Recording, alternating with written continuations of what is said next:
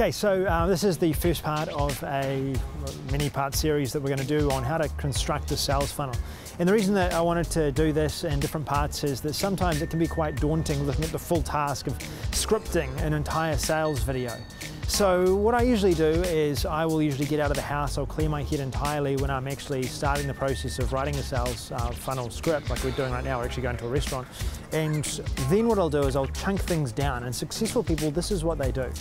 They take a big task, such as creating a sales funnel, and they chunk it down into individual steps, micro steps, to make it really easy and clear, and very clear, I guess is the best way to put it, that they want to complete this, and then this, and then this, and then this. So what we're going to be doing is we're going to be cutting down the process of creating a sales funnel, and we're going to be cutting it down into individual steps that make it a lot easier for you to be able to complete every part of it. So you don't have to sit at your computer procrastinating like I have in the past when I've been faced with having to do a big task like create a sales funnel. Instead, you'll know exactly what you need to do and how to do it. So let's get started with the first part of this segment, and that is we're going to be starting by constructing our email that we're going to be including inside of our sales funnel. So when we get to the restaurant, we'll begin.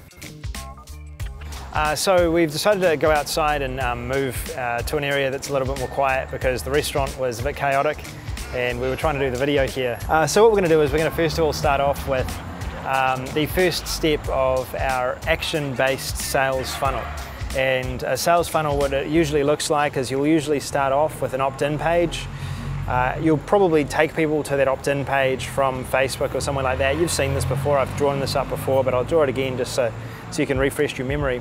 And then you're going to take people to one of two places. Usually you're going to take them to an email where they'll get their free gift, and you'll also offer them to go to another type of offer. The other thing you could do is you could send them to a sales page. And then obviously if they purchase, you're going to send them to an upgrade page like an OTO1 or other pages similar to that.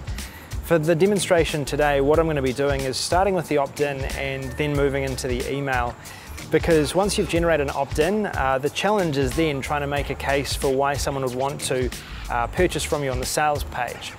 The opt-in itself is relatively easy, and so is the email that you send to someone after they've actually opted in. So we'll start with that. Now when it comes to the opt-in, the sole goal of an opt-in page is basically to generate a subscriber. That's the sole goal.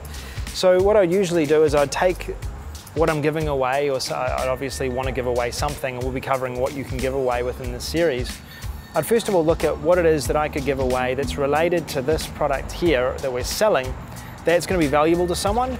And also, it needs to be something that would be motivating for someone to download who is the type of person that would buy from your sales page. So that's a little bit of background information. So the opt-in, it really should just direct people to an opt-in. So you'll basically be saying whatever you need to in order to encourage someone to sign up for the form on your opt-in. And then once you do that, they'll be going through to an email.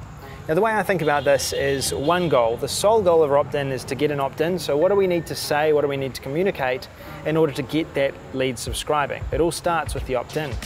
Secondly, so what we're going to be focusing on with the email is we're going to be focusing on basically taking an action. That's where it's going to start for us. So first of all, the first action is to get them to open up our email. So the subject, and this isn't the email that they'll get once they download whatever it is you're offering on the opt-in.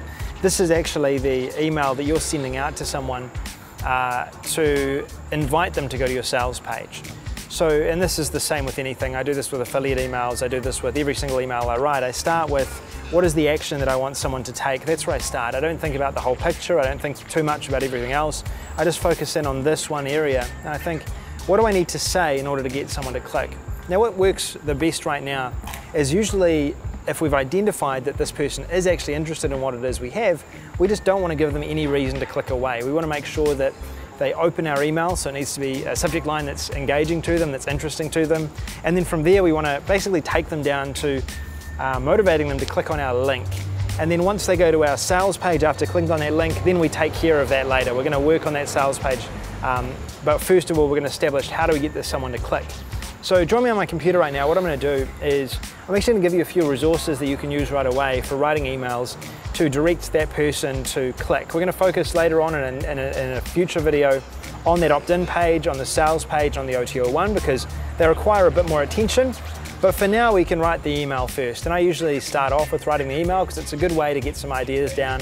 And also it's a good way to, sort of an easy thing you can do to start, to get yourself started and moving, so you don't fall into the trap of procrastinating, looking at all of this work you're going to do.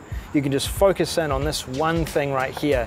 And it is an easy thing, and then you can get yourself started, get something done, and then you can move on to these next steps without having to stress out about the whole process of creating an entire sales funnel, because if you do look at the whole thing, it might stress you out. It's a little bit of work, but you know, an email is easy. So let's have a look at my screen right now. So what I'm first of all going to do is I'm going to start off with a subject line, and when I'm looking at a subject line, usually what I'm looking at is I want to make sure that the subject line is something that's engaging. And the better I know my audience, the better I'll be able to communicate that to them. If you're new to this, you don't know your audience so well, maybe you're, this is all, you're just estimating or thinking about what the audience might be interested in, then you might have to experiment a little bit with this until you're actually fully comfortable with it.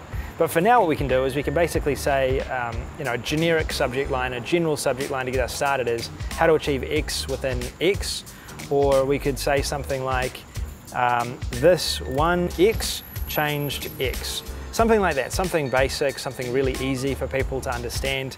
And then from there what we're doing is once we have our subject line, we're then going to start writing our email.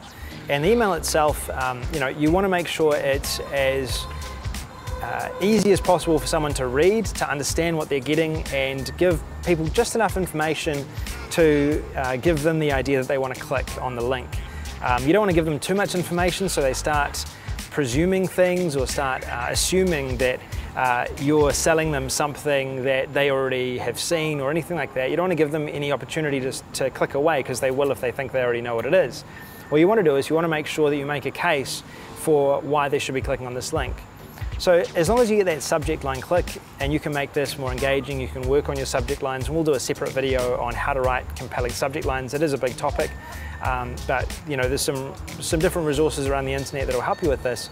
You want to make sure that you just give them just what they need to click that link. So it's an undeniable fact that 99% of people who are doing X right now don't enjoy it. Or you could say something like, if you're struggling with X, you're not alone. In fact, I struggled with it for X amount of time. Well, I'm excited today to reveal a solution that means you'll never struggle with X again. Okay, then you can move on to this information here. That is because, and then give a reason why it's the case, why they should click. That's because I found this solution, or that's because this product is going to solve X for you. Something like that, get them to click. Or you could say something like, because you can have a look now at a solution that we're offering, or something along those lines. You can have a think about it, but you basically want to make it short, concise, and easy for someone to click. I also tend to shorten my lines, as you'll see on my screen. The reason I do shorter lines within my emails is it's easier to read. You don't have people having to read right across the email, and I've noticed that I actually sell more when I have shorter lines, so it's a lot easier for me to do that. Then from there, what you want to do is motivate someone to click, make sure the link stands out, it's easy to click, and don't leave it too long down the email. If you're a really good copywriter, you can do this. You can leave the link until a later point in the email, but ideally what you want to do is you just want to have the link very clearly available to someone to click, and you'll get a higher click-through rate as a result of doing that. So that gives you a bit of basically a rundown of how I do my emails, and hopefully this makes it a little bit easier for you to focus on just that one goal, that one thing you're trying to achieve. When you're doing your sales funnel, chunk it down and look at every single individual component of it, and look at the action that you're trying to get people to take, and then think about what action, or what do I need to say to someone, what do I need to communicate in order for someone to actually take that action. And that's a good starting point, and it should speed up the process for you. It's what I do with every sales funnel I create, and it means for me I save a lot of time, and it really clarifies my thinking. So hopefully that helps. This is the first video in the series, and look out for the next video where we dive into another component of this sales funnel. By the end of the series, you'll know exactly what you need to do to create every single component of this sales funnel within a short amount of time, and in a way that hopefully converts and communicates what you want your product to be able to do, and what you want to communicate to your audience about purchasing every part or taking action at every point within the sales funnel. Thanks for listening. This is Sam Bakker. I'll see you in the next video.